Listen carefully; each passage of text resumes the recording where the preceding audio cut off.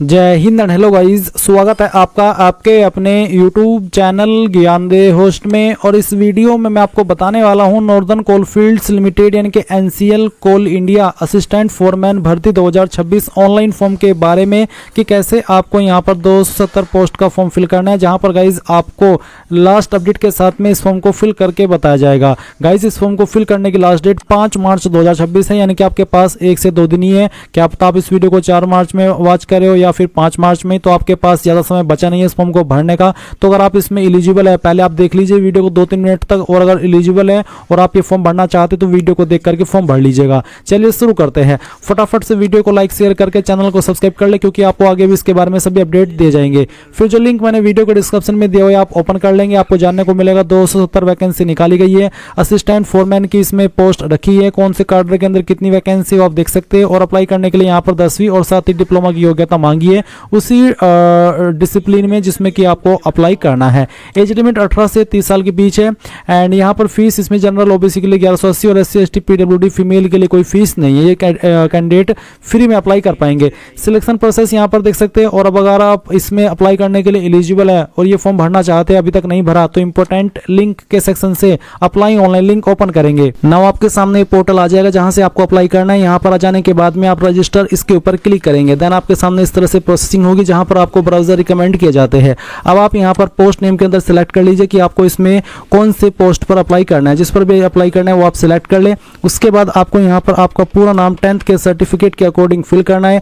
अपना mobile number डालना है, मोबाइल नंबर को दोबारा डाल करके वेरीफाई कर देना है। फिर अल्टरनेटिव नंबर के अंदर कोई अन्य नंबर आप देना चाहते तो आप यहां पर डाल देंगे, नहीं तो आप चाहते हो उस ऑप्शन को खाली छोड़ सकते हैं। फिर अपना ईमेल एड्रेस डालेंगे, ईमेल एड्रेस को दोबारा डाल करके वेरीफाई करेंगे। देन आपको जनरेट OTP के ऊपर क्लिक करना है। आपके सामने न्यू विंडो ओपन होगी और इस तरह का कैप्चा आप डालेंगे और उसको सबमिट कर देंगे। अब आपके नंबर के ऊपर एक OTP सेंड किया होगा, वो OTP आप यहां पर डाल दीजिए और वैलिडेट OTP इसके ऊपर क्लिक करके इसको वेरीफाई कर दीजिए। नाउ आप यहां पर डिक्लेरेशन में आई एग्री के ऊपर क्लिक करेंगे। ये जो कैप्चा कोड आपके सामने आ रहा है ये आपको यहां पर एंटर करना है। फिर आपको रीवेरीफाई इसके ऊपर क्लिक करना है। देन आपके सामने वो इन्फॉर्मेशन आएगी जो भी आपने भरी। इन सभी को चेक करने के लिए आप यहां पर इन बॉक्स के ऊपर टिक कर देंगे।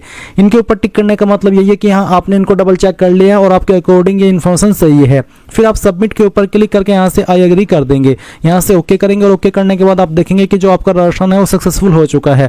आपको लॉगिन डिटेल आपकी ईमेल और नंबर पर मैसेज के माध्यम से सेंड कर दी जाएगी। यहां पर आ जाने के बाद में आप गो टू एप्लीकेशन इसके ऊपर क्लिक करेंगे। देन आपके सामने इस तरह से प्रोसेसिंग होगी। यहां पर भी आपको इसी तरह से ब्राउजर रिकमेंड किया जाता है जिनके अंदर ये फॉर्म आप बेहतर तरीके से फिल कर सकते हैं।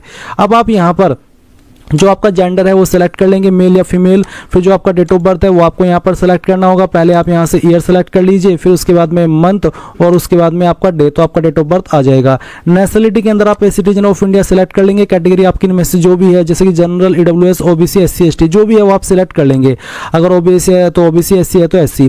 उसके बाद यहाँ पर आप देखेंगे आपकी पर्सनल डिटेल जो आपने अभी भरी थी और कुछ जानकारी आपको देनी है, जैसे कि फादर नेम आपका क्या है वो आप यहाँ पर एंटर कर देंगे। पूरा नाम आप यहाँ पर फादर का 10th के सर्टिफिकेट के अकॉर्डिंग डाल देना और उसके बाद आपकी माताजी का नाम देना। फिर आपका मैरिटल स्टेटस क्या है वो भी आपको यहाँ पर सिलेक्ट कर लेना है।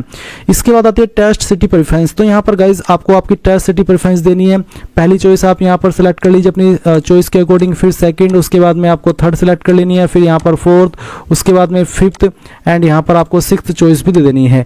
देन यहाँ पर आपसे पूछेगी कि आप एक्स सर्विसमैन है, अगर है तो यस, नहीं तो आपको नो करना है। फिर क्या आप एक डिपार्टमेंटल कैंडिडेट है, CIL या फिर उससे जुड़ी हुई कंपनीज के, अगर हाँ तो यस, नहीं तो आप नो करेंगे। फिर पूछा कि क्या आप एम्प्लॉयड है गवर्नमेंट या सेमी गवर्नमेंट या ऑटोनोमस बॉडी या फिर PSU एक्सेप्ट CIL एंड इसकी जो सब्सिडायरीज है उससे, अगर हाँ तो यस, नहीं तो आप नो कर देंगे। फिर आप सेव एंड नेक्स्ट के ऊपर क्लिक करेंगे। इसके बाद ये जानकारी आपके सेव होगी और आपके सामने यहाँ पर एड्रेस की इन्फॉर्मेशन आ चुकी है। तो पहले आप कोरेस्पोंडेंस एड्रेस यानी कि प्रेजेंट एड्रेस भरेंगे। तो जो भी आपका प्रेजेंट एड्रेस है वो आप लाइन 1 और 2 के अंदर डाल दीजिए। कंट्री में इंडिया सेलेक्ट कर लेंगे। स्टेट आपकी जो भी है वो आप यहाँ पर सिलेक्ट कर लेना। डिस्ट्रिक्ट आपकी जो है वो आपको यहाँ पर सिलेक्ट कर लेनी है। एंड देन यहाँ पर जो आपका पिन कोड है वो भी आपको डाल देना है। फिर आपसे पूछेगी कि आपका परमानेंट एड्रेस और कोरेस्पोंडेंस एड्रेस यानी कि प्रेजेंट एड्रेस सेम है, अगर हाँ तो यस, अगर सेम नहीं है तो नो करके अलग से आप नीचे अपना परमानेंट एड्रेस भर सकते हैं। फिर आप सेव नेक्स्ट के ऊपर क्लिक करेंगे। अब आपके सामने क्वालिफिकेशन की जानकारी आ चुकी है। तो सबसे पहले आपको 10वीं की इन्फॉर्मेशन भरनी है। 10वीं आपने किस बोर्ड से किया, उस बोर्ड का नाम आपको यहाँ पर भर देना है खुद से। उसके बाद में किस महीने और किस साल के अंदर आपने पास किया वो भी आपको यहाँ पर सेलेक्ट करना होगा, इस तरह से जैसे कि मैं आपको सेलेक्ट करके दिखाया हूँ। फिर आपको यहाँ पर आपके स्कूल कॉलेज का नाम एंटर करना है। तो जहाँ से भी आपने आपकी जो 10वीं हो की है उसका पूरा नाम आप यहाँ पर डाल देना। सब्जेक्ट कॉम्बिनेशन क्या थे वो आपको यहाँ पर एक एक करके एंटर कर देने हैं। सभी सब्जेक्ट के नाम लिख देना, चाहे वो 5 थे चाहे फिर 6 थे। मैंने डेमो के लिए आपको यहाँ पर 3 सब्जेक्ट के नाम लिख करके दिखाए हैं। अब आपको यहाँ पर बताना कि आपके नंबर किसके अंदर थे। अगर सीजीपी है तो आप यहाँ पर कितनी सीजीपी आई थी वो डालेंगे और टोटल सीजीपी यहाँ पर भर देंगे। अगर आपके नंबर परसेंटेज में तो परसेंटेज सिलेक्ट करके कितने नंबर आपको आए थे वो आपको यहाँ पर एंटर करना है और कितने में से आए थे वो आपको मैक्सिमम मार्क्स में फिल करना है और परसेंटेज आपकी ऑटोमेटिकली कैलकुलेट कर ली जाएगी। अब अगर आपने 12वीं भी की है तो आप सेम वे में यहाँ पर 12वीं की इन्फॉर्मेशन भी भर देंगे। कौन से बोर्ड के द्वारा पास की है, किस साल के अंदर पास किए वो भी आपको यहाँ पर इसमें बताना होगा। एंड उसके बाद में आपको यहाँ पर आपका इंस्टीट्यूट नेम देना है, जहाँ से भी आपने आपकी 12वीं की है उसका पूरा नाम आप यहाँ पर डाल दीजिए, जिस भी स्कूल कॉलेज से आपने 12वीं की है। उसके बाद में सब्जेक्ट, क्या क्या सब्जेक्ट आपके पास थे 12वीं के अंदर, उन सब्जेक्ट के नाम आपको यहाँ पर एंटर कर देने हैं। एक एक करके सभी सब्जेक्ट के नाम आप यहाँ पर लिखिएगा।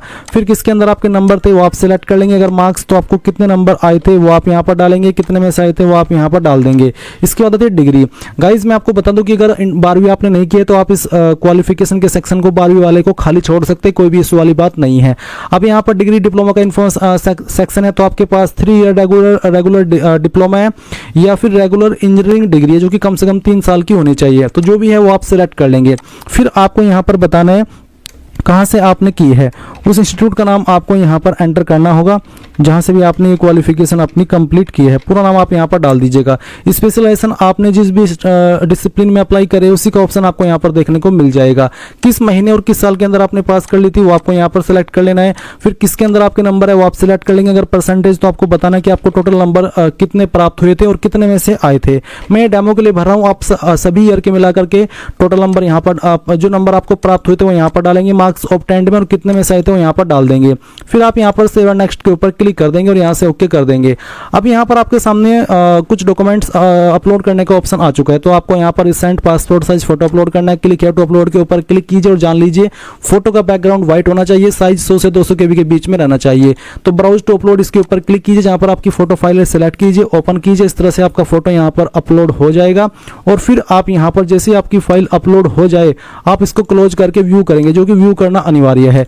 इसके बाद आपको यहाँ पर आपका सिग्नेचर अपलोड करना है। इसका साइज 80 से 150 KB के बीच में रखा है। तो जहाँ पर सिग्नेचर की फाइल है सिलेक्ट कीजिए, ओपन कीजिए, आपका साइन यहाँ पर इस तरह से आएगा, क्लोज कर दीजिए और इसको भी व्यू कर लीजिए।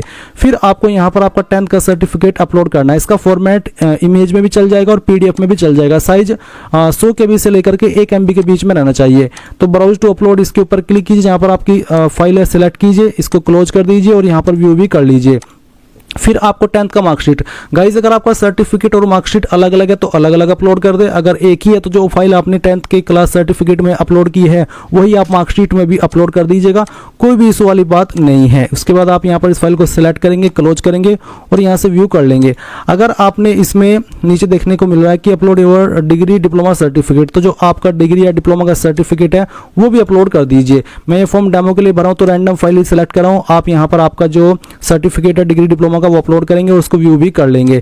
फिर आपको यहाँ पर अगर आप SC ST OBC है तो कास्ट सर्टिफिकेट भी अपलोड करना है। तो जो भी आपका कास्ट सर्टिफिकेट है वो अपलोड करेंगे, जो कि सेंट्रल का बना होना चाहिए क्योंकि ये भर्ती सेंट्रल गवर्नमेंट के अंतर्गत आती है। अब यहाँ पर जो भी आपके ऊपर फीस अमाउंट एप्लीकेबल हो रहा है वो आपको देखने को मिलेगा। SC ST के लिए कोई फीस नहीं, इसलिए यहाँ पर कुछ भी नहीं आ रहा है। जनरल OBC को यहाँ पर फीस पे करनी है। तो अब आप यहाँ पर ये जो कैप्चा कोड है वो डालेंगे और डालने के बाद में प्रीव्यू के ऊपर क्लिक करके जो भी जानकारी भरी है उन सभी को अच्छे से चेक कर लेंगे और फिर सबमिट कर देंगे। यहाँ से फिर आई एग्री करेंगे और उसके बाद आप देखेंगे कि आपका फॉर्म सबमिट हो चुका है। जैसे कि मैंने बताया कि जो कैंडिडेट इस फॉर्म को जनरल OBC से भर रहे हैं उनके सामने पहले पेमेंट का सेक्शन आएगा। जब वो फीस पे कर देंगे तो ही वो यहाँ पर अपने फॉर्म का फाइनल प्रिंट आउट ले पाएंगे। आप प्रिंट के ऊपर क्लिक कीजिए, अगर प्रिंटर है तो अभी प्रिंट कर ले, नहीं तो इसको PDF के रूप में सेव करके फिर अपने आप बाद में जब चाहे प्रिंट करा लेना। इस तरह से आप लोग NCL यानी कि northern coalfields limited assistant foreman का जो फॉर्म है वो भर पाएंगे। आई होप ये प्रोसेस आपको पसंद आया होगा। So thanks for watching. जय हिंद।